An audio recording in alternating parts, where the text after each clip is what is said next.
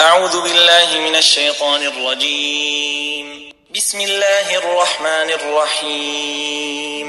السلام علیکم، میں ہوں حافظ امان۔ آپ دیکھ رہے ہیں اپنا یوٹیوب چینل ڈیلی داستان۔ کی محمد سے وفا تو نے تو ہم تیرے ہیں، کی محمد سے وفا تو نے تو ہم تیرے ہیں، یہ جہاں چیز ہے کیا لوح و قلم تیرے ہیں۔ 12 سال کا ایک بچہ ہاتھ میں تلوار پکڑے تیز تیز قدموں کے ساتھ ایک طرف چلا جا رہا تھا۔ دھوپ بھی خاص تیز تھی، بستی میں سناٹا طاری تھا، یوں لگتا تھا جیسے اس بچے کو کسی کی پرواہ نہیں۔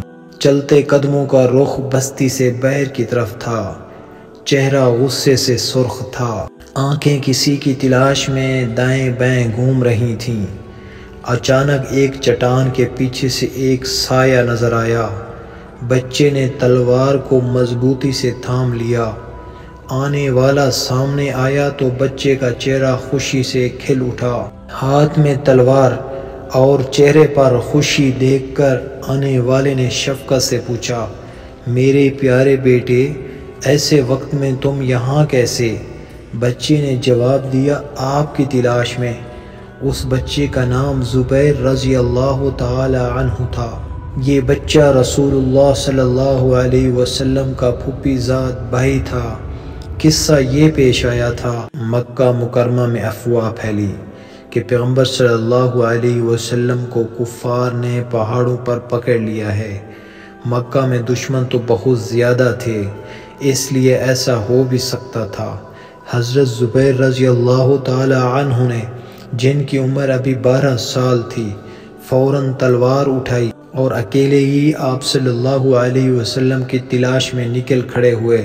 آخر آپ صلی اللہ علیہ وسلم مل گئے۔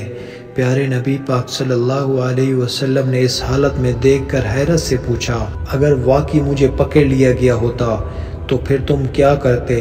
اس 12 سالہ بچے نے جواب دیا، میں مکہ میں اتنے قتل کرتا کہ ان کے خون کی ندیاں بہا دیتا اور کسی کو زندہ نہ چھوڑتا۔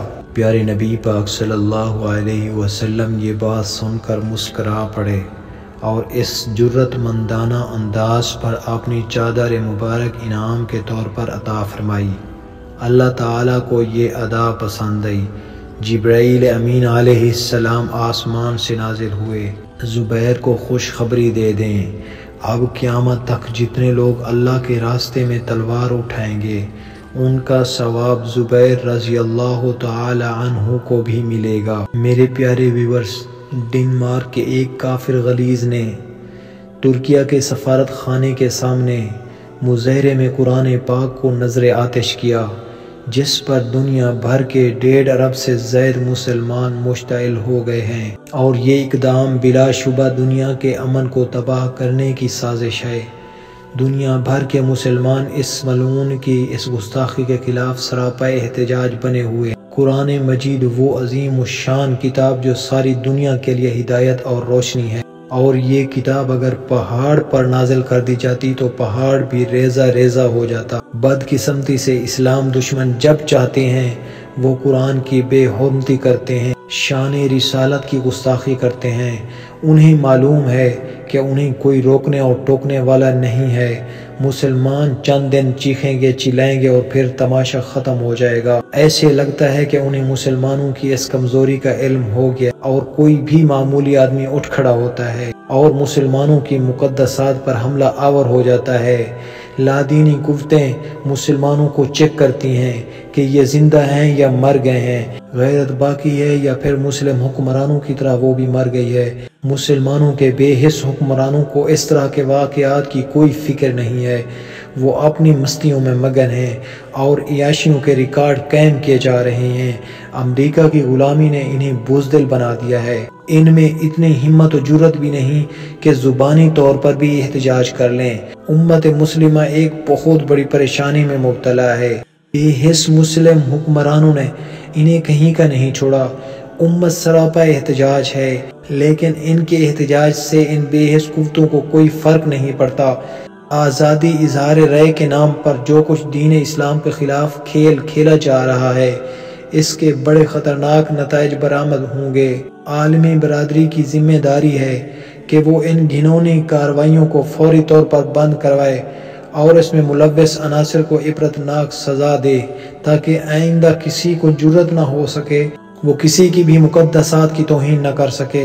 مسلمانوں کو بھی چاہیے کہ وہ اپنے فروعی، گروہی اور فرقہ وارانہ اختلافات کو بالائے طاق رکھتے ہوئے ایک امت اور ایک آواز بن جائیں اور ان ممالک کی مصنوعات کا بائیکاٹ کیا جائے جہاں مسلمانوں کے مقدسات کی توہین کی جائے۔ اتحاد امت ہی ایک ایسا ہتھیار ہے جس سے مغرب کے اسلامو فوبیا کا ڈٹ کر مقابلہ کیا جا سکتا ہے اور انہیں سبق بھی سکھایا جا سکتا ہے۔ باقی بے حس اور بے ہمت حکمرانوں سے کسی بھی قسم کی امید رکھنا دیوانے کا خواب دیکھنے کے مترادف ہے۔ اسلام تمام مذاہب کے لیے عزت و احترام کی تلقین کرتا ہے۔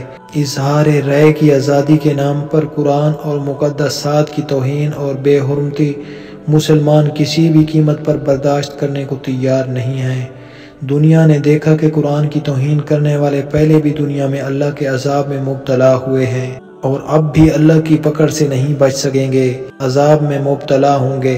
دنیا کی عدالت تو اس کا کچھ نہیں بگاڑ سکتی، لیکن اللہ کی پکڑ بڑی سخت ہے اور اس پر ہم سب کا پختہ ایمان اور یقین ہے کہ اللہ اپنا بدلہ خود لینے والا ہے۔